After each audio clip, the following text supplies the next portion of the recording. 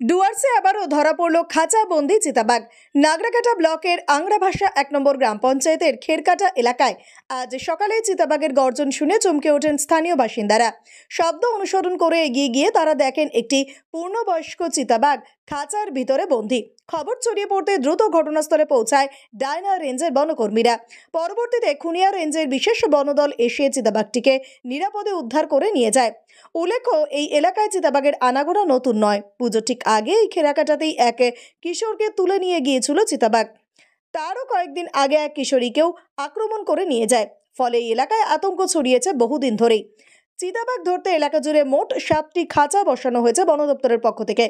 আজ ধরা পড়ে চিতাবাঘটিকে সেই খাঁচাগুলির একটি থেকে উদ্ধার করা হয়েছে। স্থানীয়দের মতে, বনের সীমানা ক্রমশ সরে আসছে, আর তার ফলেই মানুষ ও জন্তুর দ্বন্দ্ব বাড়ছে প্রতিদিন। দাদা, কি হয়েছে এখানে?